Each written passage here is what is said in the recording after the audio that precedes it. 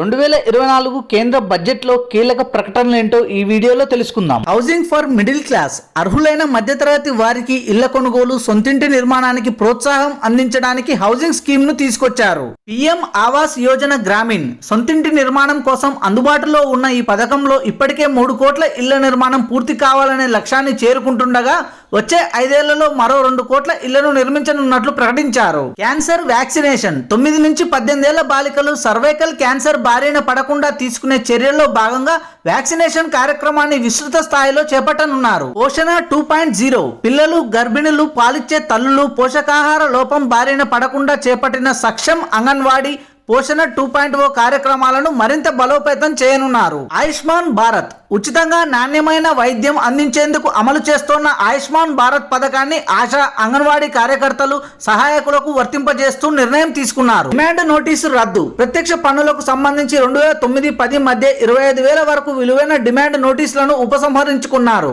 2010-11 నుంచి 14-15 ఆర్థిక సంవత్సరాల మధ్య 10,000 వరకు చెల్లించాలని జారీ అయిన నోటీసులను రద్దు చేశారు. పిఎం సూర్యోదయ యోజన ఈ పథకం ద్వారా 1 కోటి ఇళ్లకు రూఫ్ టాప్ సోలార్ వ్యవస్థను ఏర్పాటు చేసి 300 యూనిట్ల ఉచిత విద్యుత్ను అందజేయనున్నట్లు తెలిపారు. రైళ్ల ఆధునీకరణ దేశవ్యాప్తంగా రైల్వే వ్యవస్థను మెరుగుపరిచేందుకు, ప్రయాణికులకు సౌకర్యవంతమైన ప్రయాణాన్ని అందించేందుకు 40,000 సాధారణ బోగీలను వందే భారత్ ప్రయాణాలకు అనుగుణంగా మార్చనున్నట్లు ప్రకటించారు. కొత్త ఎయిర్పోర్ట్లు ఉడాన్ పథకం కింద ఎయిర్పోర్ట్ల విస్తరణ, కొత్త ఎయిర్పోర్ట్ల నిర్మాణం చేపట్టనున్నట్లు తెలిపారు. 2-3 తరగతి నగరాలకు కొత్త విమాన సర్వీసులను అందుబాటులోకి తీసుకురానున్నారు. లఖ్పతి దీదీ గతంలో 2 కోట్ల మహిళల్ని లక్షాధికారులను చేయడమే లక్ష్యంగా లఖ్పత్ దీదీ పథకాన్ని తీసుకొచ్చారు. ఇప్పుడు ఆ లక్ష్యాన్ని 3 కోట్లకు పెంచారు. Thanks for watching this video. Please do subscribe.